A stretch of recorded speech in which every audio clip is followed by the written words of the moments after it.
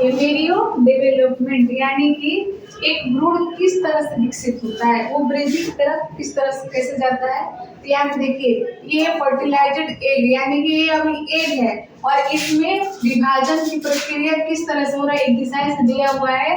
तो ये एक से दो यानी कि दो भागों में विभाजित होता है। तो इसको क्या बोलते हैं, इसको बोलते हैं दूसरा स्टेज यानी कि युग्मक। युग्मक और प्लस युग्मक जब होता है तो वहां पे तब युग्मनज का निर्माण होता है। किसका, युग्मनज।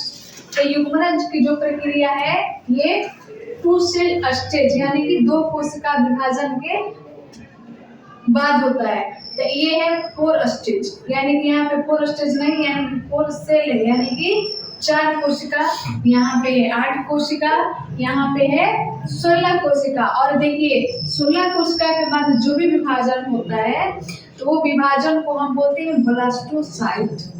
जब 16 के अवस्था के बाद का स्टेज आता है यानी कोशिका विभाजन का तो उसको बोलते हैं ब्लास्टोसाइट। अब देखिए ये ब्लास्टोसाइट हो गया ना, तो यहाँ पे अब यहाँ पे स्ट्रक्चर बन चुका है। यहाँ पे देखिए 4 वीक यानी कि 4 सप्ताह में जो ब्लास्टोसाइट होता है वो विकसित होकर के एक भ्रूण का इस तरह से निर्माण करता है। और ये प्रक्रिया ये तेज बढ़ते जाता है।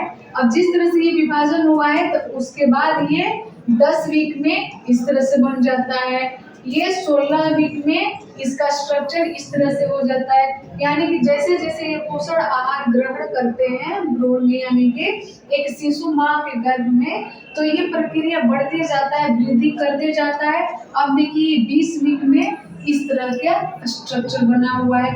अब इसमें आपको ये भी देखने को मिलेगा कि किस तरह से वृद्धि कर रहे हैं, अपने स्ट्रक्चर का चेंजिंग कर रहे हैं।